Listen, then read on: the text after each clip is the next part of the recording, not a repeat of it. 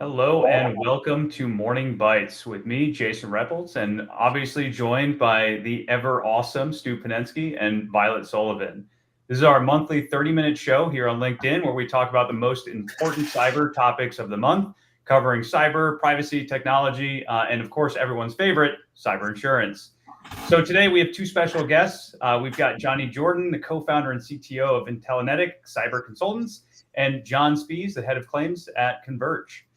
A reminder, the views and opinions expressed here are solely our own and not those of our employers. And to everyone listening in the audience right now, please say hi, drop an introduction to yourself, introduce yourselves to everyone else that's listening, and tell us where you're joining us from today.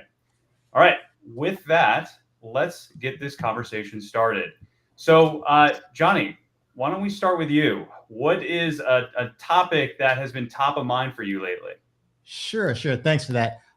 Top of mind is how this world that we live in is so highly connected, right? So I'm talking about IoTs, I'm talking about sensors, I'm talking about your smart home, right? And all of the things that we do and operate in both our personal and professional lives. IoT seems to be a buzzword that's out there. I think we don't give enough attention to the potential risks that exist as it relates to some vulnerabilities that are out there. And it's only going to get, let's say, worse, or we're going to get more connected as we start to demand more about things from our lives, both in a professional and a private setting. For example, I'm a household of, and on average, there's around, let's say, 46 connected devices for an average American home. For the European homes, they're around 26. I have 106.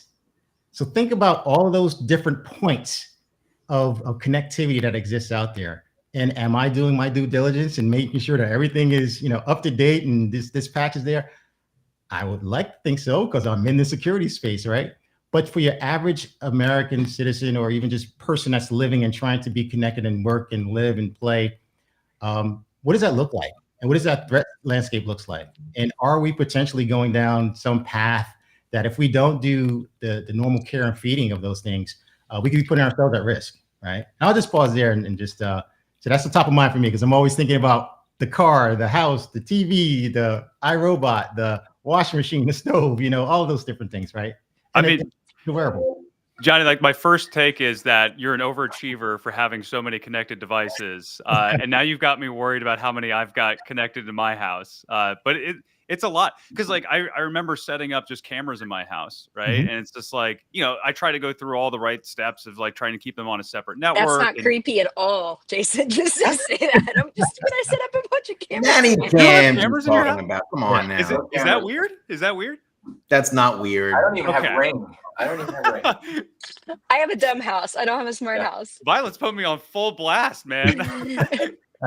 But it's crazy too, though, because like there is the risk of these cameras. Like if you don't secure access to them, like I remember tales of people who had no MFA on their cameras, Mhm. and you had people who were logging into it and using the speakerphones on them to like blast emergency alerts, right? And like you don't want to be sitting on your couch. And now I'm terrified of this. Now that I'm saying this, right? I'm sitting on my couch and suddenly like I'm hearing voices coming out of the webcam. That's crazy. Well, and kids in their rooms with the little what do you call them, the nanny cams or the speakers that people used to like we used to use to monitor our kids. So that's pretty creepy. But from a claims perspective, I've been for years it's been look out for the army of robots and marching cars and things like that are going to take over and cause all these claims. I can honestly say I haven't seen any. So I'm a pretty dumb house person myself, Violet, but I haven't seen a lot of IoT claims. And over the years, if you go to these conferences, you keep expecting them to show up. So I'm hoping they don't show up, but I'm expecting them to, Johnny. Yeah, I We think have a good question came in too from Brandon Welch about does this retail IoT device prevalence represent opportunities for personal lines of cyber? I think until we hear more war stories, and unless everyone watches that Silicon Valley episode where everything, the virus spreads via fridges. You remember that one? Anyone? Yes. Very interesting, right? But the one fact that I came across is that there are 8 cyber attacks on IoT devices every 24 hours for households, right? So although we're not seeing it in terms of these major claims, it's happening. And luckily some of the whether it's the VPNs that some folks are using or some of the default settings that are on some of these ISP devices that are sent to the homes are blocking some of that. But the threat is real, right? And then when you take the IoT just from the devices with 52% of the attacks coming from smart TVs, everybody has a smart TV, right? I have an LG, I have a Sony, I have a couple of different types. And every now and again, I'll get these updates. Hey, you need to update your OS. Okay, why am I just want to watch TV, But now I got to think about this connected device that's on my network. And Jason, how I came across that 106 number was I looked at I started looking at my firewall, right? I have a firewall and it's separate from, because of the things that I do. And it was like, why are all these devices on there? And I started going down the list and it was 106 different devices. And it was the fans in my house, the LED lights. It was the garage door opener. It was the generator that I had. It's all these different things. And I'm like, wow, every one of these points, it just added up a little bit more of a level of paranoia for me. Because I'm like, okay, I got to lock this down a little bit more, right? Yeah. So, because you don't want to take that risk. And it only takes one chance, right? One chance Exactly. versus not. So. Well, I'll share this with you. This is the most terrifying thing that has ever happened in my house. So we did a remodel of our master bathroom. We did it ourselves. And so we bought this ceiling fan, like one of the fan for venting. And we had this brilliant idea where we're going to get one with Bluetooth because for whatever reason, we were going to listen to music in the shower, which has never happened, by the way. But we're like, let's get this. It'll be worth it. And so it's a Bluetooth enabled fan. At 2:00 in the morning, that thing just starts blasting music. And what happened was our neighbor somehow had connected to it and was playing their music on it. Well, like, I have never jumped out of bed. What kind of music, Jason? It was something I have never heard before. Okay. Enough to get me out of bed and think that somebody was in the house. Yeah. Another- Music, right? It's those are the scary things, right? And I don't want to keep anybody up at night, or wake them out of your sleep about all these unraised concerns here. But it is a real thing and let's take it from a more serious side. If you are someone of interest, maybe you are a political figure, maybe you are a high profile executive, that's where it becomes a little bit more of let's put some care and feeding into what we're doing here and what we're connecting to. I appreciate again, going back to the connectivity, you got the Amazon garage. You can let somebody bring your package into the garage or something like that, and a whole key access. It's a little bit more invasive. I think even Walmart has something where you can deliver groceries in your house or something and stock your fridge. That stuff scares me because now we're giving access to others, and I know it's supposed to be secure and all that type of stuff, but it's just a little bit more unwarranted impact in my life, so to speak, in terms of the connectivity. Because once you're in my environment, in my space, my personal bubble, then now I don't know what you're doing. And that's where I get concerns with. So yeah, somebody coming over your speakers and playing music, that's cool. It's funny, but what else could be happening, right? Yeah. I get your concerns, Johnny and Jason. That's a pretty scary story because we have a Google Mesh and I look at our Google Home app and see what's connected there. Half the time they aren't even identified. It just says unknown. And it's like, what are you going to do? Walk around the house and start, disconnecting things and figure out which is which and label them? Probably sometimes you don't even know what's connected to your network. Yeah. It's probably just Stu. That's my guess. It's Stu, yeah. Yeah. Stu and his Bluetooth. Yeah. I got 3 things to say on this one, and I hope I'm tying things together. So number one, also for the somber part out of the way, the InfoSec folks and the dark web researchers in the audience will validate this, but there are pages on the dark web that are dedicated to unsecure nanny cams that they just display like a whole, like a 10 different windows of unsecured random nanny cams across the world. So though that is a real concern for sure. The invasion of privacy through smart devices in the home, 100%. I agree with Johnny. It does, the risk level does raise with the profile of the target, of the person who is asking the question. That also does lead to the person who asked earlier, I don't remember who won, about personal line cyber, because that is a growth area, I believe, because I think that more higher profile people, and I'm not talking necessarily the politician running for president, but I'm talking about your local school board person who, is just their name's out in the local news, and it's much easier to get at someone digitally than it ever has been before. And I think that there is a growth area for sort of, middle of the road, profiled people in the country that could use a little extra protection, because it's expensive to go around and lock down your personal life. If you're subject to some sort of an account takeover and you have someone impersonating you, it's time consuming to go reclaim all of your accounts and send takedown letters and hire someone like Johnny to come and lock down all your stuff. I mean, that's not easy to do. So I think the average person does need a little assistance there, and personal line cyber is a vehicle for that, and I think is a growth area for, given the issues that we're discussing. And then just one final note about the smart TV, Johnny. There's a reason they've plummeted in costs, where you can buy like a 65-inch TV for $300 because they're making money on that data. They're selling all of your data. I mean, it's a satellite in your home. Like the security concerns, it's like, oh yeah, those two, because you're already giving away your data just by signing the license in the first place with Samsung or LG or any of those guys. TCL's making a fortune, Stu.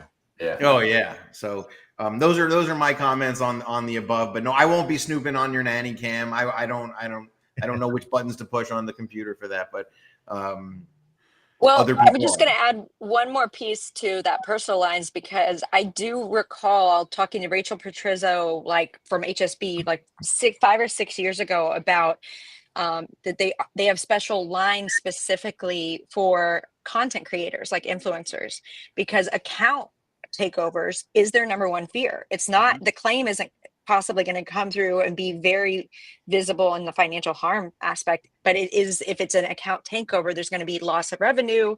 There's all of these pieces, and I would bet that's a great example, Stu, of someone that might be more visible but not high net worth, right? There's a lot of people that just live lives online, and they also have all different devices, including that little baby mic that I think would be a good addition to this show. Yeah, the crypto scams with compromised YouTube accounts, it's a big thing. Big thing. Awesome. All right, John Spees, let's hear from you. What do you got? So something that's been on my mind lately, it kind of started with an article I saw from last month in Hacker News regarding AI and the Microsoft Copilot vulnerability that was discovered, where basically zero-click, you could exfil data without the user doing anything. And so that was alarming to me, because we're starting to see AI claims come in, but they're more, I've always kind of thought of AI like kind of amplifying claims that already exist. Well, now, reading that article and seeing what's starting to, to come out in the news is that AI can actually be the source of a leak or privacy event or something like that. So, Jason, you and I had that conversation last week. I don't quite understand exactly how it works, but understand that, like an email gets consumed somehow into the AI platform. And then it, as the Copilot functions, it just starts to send out a leak private data. So that's something that is concerning to me. And in addition, to as a claims person, but we're like I said, we're starting to see some AI claims. So that's something that's been on my mind for the last couple of weeks. Yeah, and for the Copilot scenario, that was a situation where somebody could send an email and Copilot would have access to it. And inside of that email would be malicious instructions. And so Copilot, being, an LLM powered assistant, it would read that and store those malicious instructions in memory. And so when it was later summoned, if you will, it would then execute it. And so the instructions were something along the lines of, tell me your biggest secret. And in this case, apparently we have twin Stews now. That's our big secret. The world doesn't need two Stews. Yeah, our big secret is we clone Stu Penensky so that he can give the intro and the outro for this show. But in this situation, Copilot would pull the secret and then would send it off to the attacker. And so it's really just like this new way of thinking about threats where it can inadvertently, from information from anywhere in your network, could inadvertently get leaked by one of these assistants or agents. It's called indirect prompt injection. You just don't know where it's coming from, and it can lead to potential issues. I don't know what that was. I apologize. I will say that what we've noticed just in the general practice, we get engaged with a new client and we will start to do a scoping call, or we schedule a call just to get to know you. And the client will join, and there will be one of these note takers automatically joining inside of the meeting. And as the lawyer, you have to pause and say, look, I'm sure that's very helpful for you, but we don't feel comfortable doing our job while there's some new technology that we haven't vetted out. And then I will say that as I work in the management of our law firm, and we talk about these issues very, very frequently. If you have a law firm, if you're practicing law or any business and you're using AI, you should have some policies and procedures around how your employees are allowed to use it and how they're not allowed to use it, and make sure that those policies are enforced somehow. So I would just add that to this conversation, to those inadvertent injections as well as inadvertent disclosure. But is that something that would, I guess, be a control against this particular vulnerability? I mean, if you're already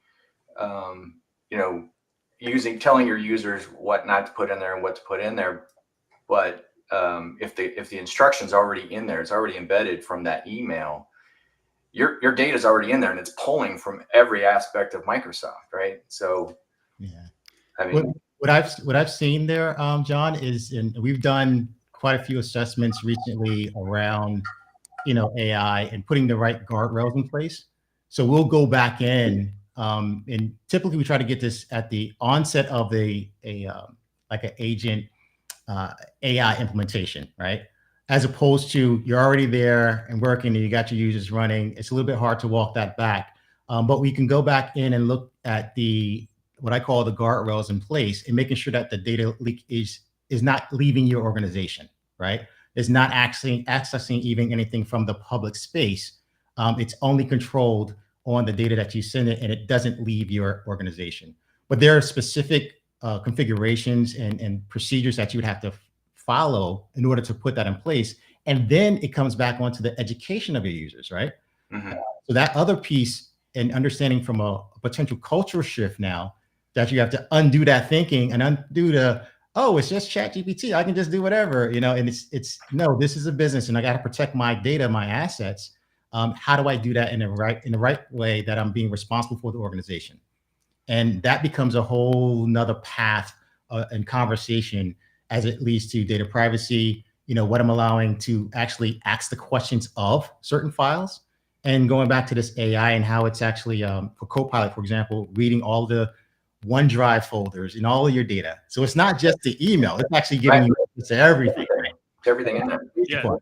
You don't know how far it goes, right? So this is the biggest problem with a lot of these. Like, think of enterprise search. You have a lot of products that are coming out, and I always look at AI as a security misconfiguration amplifier, because these misconfigurations exist today. You can have a CEO oversharing employee salary information. Nobody's looking for it because they don't know it's there. But with one prompt, you could potentially go and search for that, and suddenly it's there. I was talking to a company who specializes in this, and they said their demos, their POCs, their first thing they ask for is, show me all of the passports that you can find. And so it's usually some HR folder that had some scanned passports from onboarding. Wow. That was overshared. And so I think like we're kind of, in my mind, it's like we're entering into the first stage of impact, which is privacy risk, and it's like small scale data leaks.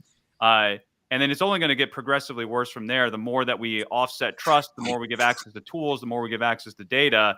And, ultimately I see this as it's the next stage of business interruption when you allow AI to start running aspects of your company. But we're not there quite yet. Right. Well, let's bring it back to the front lines, John, because you're on the front lines and claims. We see claims coming through.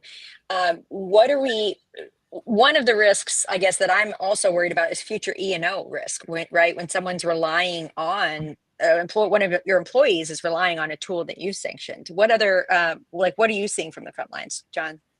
So, just kind of a little bit what Jason was alluding to, a little bit AI gone wild, I guess. These are public incidents, so I can talk about them a little bit, but I won't share names. But anyway, we've had insureds who use AI content creators, providers, where they don't want to put in the man hours or hire somebody to do it, so they give it some parameters and say, write me articles to promote my business. And of course there are controls in place, but you tell it, don't use my competitors' names, don't do this, that, or the other. Well, what happens when the AI doesn't follow your parameters and no one's watching, right? No one's spot checking that contents that's created. You have incidents where maybe your competitors are mentioned. Maybe there's a trademark involved that has been invoked, and all of a sudden you're seeing a trademark infringement claim because you put some content out on your website that promoted or possibly disparaged your competitors, who, by the way, were trademarked. So that's something we've seen. We've also seen, obviously SIPA is pretty common area where you can see a lot of privacy lawsuits. However, I've just recently seen one that involves AI, where it's it's an AI companion tool, like a call center kind of a thing, where essentially someone calls in, they claim that they don't know that the conversation is being recorded. It's an AI companion tool to these call centers, to where they provide them prompts, they listen to the conversation, they summarize the conversation. Is that a violation? Is that an eavesdropping claim? Is that something that that is actionable? We'll find out, but that's something I've seen as well. Only time will tell. Only time will tell. Well, it's the thing that I keep going back to is just like, how quickly is this going to evolve, right? Because we see a rapid pace of innovation in companies with AI. You have to assume that it's going to go faster than even like the rise of ransomware. So is it mainly a frequency problem we're going to see versus a severity problem? Are we going to be better equipped to handle this than, say, ransomware? And removing the idea of like AI augmented attacks and ransomware, like that's a whole different bucket. But what is everyone's thoughts on that? Well, I think John and I are hoping that it does not. I hope it doesn't increase frequency. So what I would say is, my personal opinion, as I mentioned earlier, is that AI simply would kind of amplify the kinds of claims we're already seeing. But if you're having the additional where it's creating those additional claims, I think it's going to increase frequency for sure. And the more we become dependent on AI, obviously that could increase the frequency as well. I haven't seen enough to know whether or not the severity is there. So, yeah. Yeah, my sense is like we have to wait for business interruption to see an actual severity impact. I always just equate this to, we're kind of entering into the age of lost laptops before encryption, where they were always there, but the impact was fairly negligible. But I don't know. This is like the fun and scary thing of AI is it can all change tomorrow. It is definitely scary. All right. We've got time for one more. Violet. I'm going to throw in the arrest of the Russian basketball player that was playing in the NCAA for Penn State and got arrested in, I think, June or July. My favorite part about this, so he got arrested in DeGaulle Airport, brought over, extradited, and the defense lawyer says, he couldn't have done it. He's useless with computers. He can't even install an application. And I was a former criminal defense attorney, so it just cracks me up that was my favorite part. Is that was like the soundbite that the media took and said, couldn't have done it. Like they're not going to look at every other use of the computers that he's used his whole life growing up as a digital native. But we don't know where that's going to go. Innocent until proven guilty. But I think that was a very interesting case. And Jason, you actually shared that with me. So do you have any thoughts on that one? I had a very similar reaction to that. But my head goes to, because I think they were trying to say like they picked up a secondhand laptop from a former ransomware operator. And just I'm just thinking to myself, like, let's play this through. You have some ransomware operator that goes, you know what? I don't need this laptop anymore. I'm going to sell it, and I'm not going to wipe it or do anything else with it to remove the fingerprints of what happened. So, I mean, bonus points for creativity, but I can't see this guy getting away from it. Some might say that the prosecution is going to have a slam dunk here. Wasn't it also the allegation was that he helped in negotiation, not that he just had a random laptop that did something without his control, but actual negotiation, which involves input. No, exactly. Yeah, they probably used him for his English skills too. There you go. That's a really good point. Yeah. Well, and I think this is the thing that's important is, we sometimes operate with this kind of mysticism around these threat actors. And like when you start putting a face to it, normally you see the private jet pictures of them just, enjoying the proceeds of their illicit gains. But this was the first time where it's like, this could have been a normal person. Like, it's like the M&S. Did you see who they arrested for the potential M&S breach? It was a bunch of 17 to 19-year-olds. They arrested two males and one female. Shout out to the female threat actors that we never mentioned there. But I think that's another example. It's like when I saw that, the first response was teenagers. Like there's our teenagers in the basement example. Yeah. I mean, it's kind of the future of hacking right now. It's, Scattered Spider's known for social engineering, and you have a lot of English native speakers, and a lot of these kids are they're getting into the wrong circles in the digital sphere, and they've got a playbook for it. And, I don't know, when I was that young, I definitely wasn't thinking of consequences on many things. So it's unfortunate. And it becomes a game for them too, right? Especially in the crypto space, it's how much can you steal? Like how much can you get into your own wallet? And it's a bragging rights game, which is just kind of crazy. Yeah, and the access is easy now, right? So it's just the barrier to entry is a lot easier. And to your point, Jason, there's a leaderboard, right? There's a literal leaderboard out there. Like, hey, what are my achievements? How much can I get away with, right? So Johnny, like in the age of social engineering now, what advice do you have for people on how they have to protect against this new type of threat?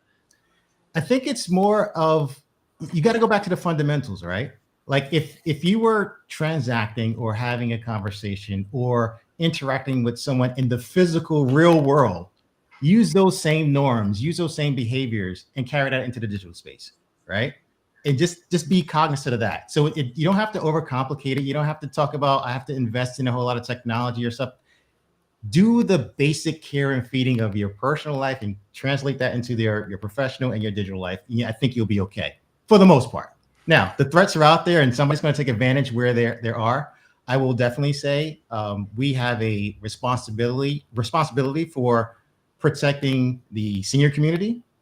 I have an aging parent, and I can tell you that the threats are real, from the phone calls to the text messages to the emails. And every now and again, I'll get that call. Hey, I got this letter. Should I respond? Or I got this phone call, and they're saying, really, it's a real thing out there. So just, the folks that are in the know, just if you know something, do something and be better for the rest of the community at large. Because I think that's the best thing that we can do to raise the awareness. But go back to basics, fundamentals. You wouldn't share your PIN number while you're at the ATM. You wouldn't, give somebody your credit card number, just physically hand it over to them. Don't do that online. Especially someone who calls you unsolicited. It's out of the blue. Hey, it's an emergency. We need your banking information. Absolutely. That's it. Johnny, the point you make is funny that in your personal life, there are things that you wouldn't put up with that you put up with digitally. Like it's almost like the BS detector is not on when you're online. So yeah, just be vigilant, right? Exactly. That is perfect advice to end on. So, John and Johnny, wanted to thank you for joining us today. For everyone in the audience, please tune in for our next episodes. We do this monthly. Be on the lookout on LinkedIn. And if you have any questions, feel free to reach out to Violet, Stu, or myself. All right. And in Thanks, August, we're everybody. going to have David Schluger on and Maria Long. So get ready for August. This was an awesome session.